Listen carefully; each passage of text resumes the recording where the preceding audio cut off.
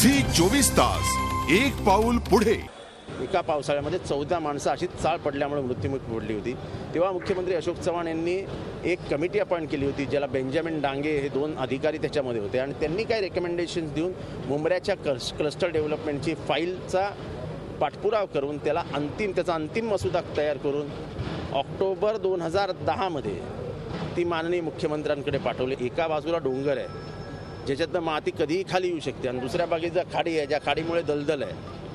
आता जेव्हा मी कधी आमदार नव्हतो, जेव्हा परिस्थिती ते वेगळी होती, तेव्हा अवैध बांधकामं झाली, इलिगल कन्स्ट्रक्शन झाली।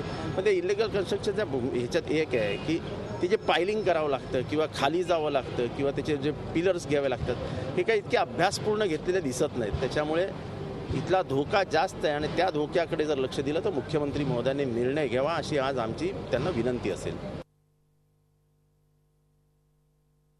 जवळपास 25-30 वर्षापूर्वीची इमारत आज कोसळलेली आहे। 7-8 जखमी झालेत, एकाचा मृत्यू झाला आहे, अशा प्रकारची माहिती आता समोर आली आहे। आणखी काही लोक या ढिगाऱ्याखाली गाडल्याची भीती या ठिकाणी व्यक्त होते।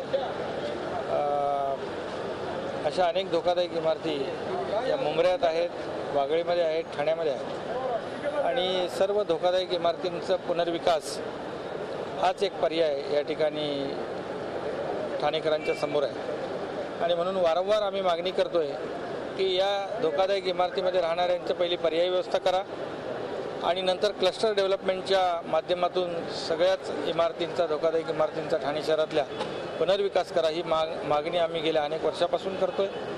मुख्यमंत्री महोदयांना देखील आम्ही सांगितलं की आणखी किती लोक मरणाची आपण वाट पाहत आहे, सरकारने या बाबतीमध्ये तात्काळ कारवाई केली पाहिजे।